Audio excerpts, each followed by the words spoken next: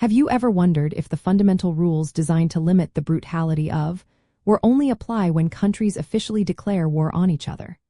It is a question that often arises, especially when we hear about conflicts happening within a single nation's borders, involving non-state armed groups. The idea of rules in conflict might seem counterintuitive at first, but understanding their scope is vital for protecting lives. Yes, international humanitarian law, or IHL, absolutely applies to non-international armed conflicts. This means that even when a conflict is contained within one state, involving government forces and one or more non-state armed groups, the basic principles of humanity and protection must still be upheld. These rules are crucial for ensuring that individuals caught in the crossfire receive protection and that combatants adhere to certain standards. The primary legal basis for IHL in non-international armed conflicts stems from Common Article 3 of the Geneva Conventions of 1949, which acts like a mini-convention within each of the main treaties. It sets out fundamental humanitarian provisions that apply to all parties in such conflicts, regardless of their legal status. Furthermore, Additional Protocol Roman II of 1977 expands on these protections, applying to more intense non-international armed conflicts. Beyond these treaties, a significant body of customary international humanitarian law also governs these situations, binding all states and armed groups whether they have ratified specific treaties or not.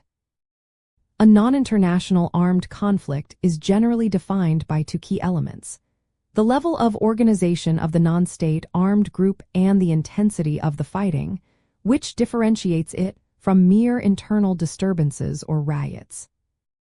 In practice, this application of IHL means that all parties to a non-international armed conflict, whether government forces or organized armed groups, are bound by rules concerning the humane treatment of those not taking an active part in hostilities, such as civilians and medical personnel. It prohibits acts like torture, cruel treatment, and the taking of hostages. It also dictates that the wounded and sick must be collected and cared for, and that those who have laid down their arms must be treated humanely. This framework helps to limit the suffering and chaos that these conflicts often unleash on populations. A fascinating detail is how robust Common Article 3 is considered to be. It has been described as a convention within a convention, outlining essential protections that are non-derogable, meaning they cannot be suspended under any circumstances.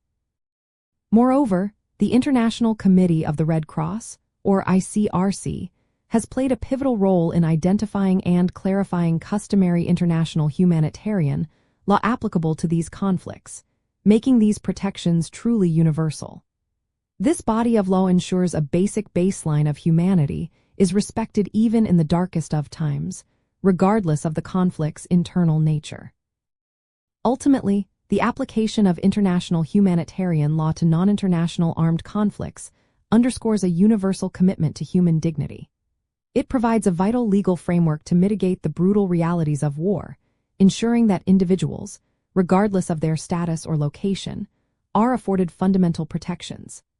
This legal scaffolding helps to preserve a shred of humanity, even when guns are firing and societies are fracturing from within.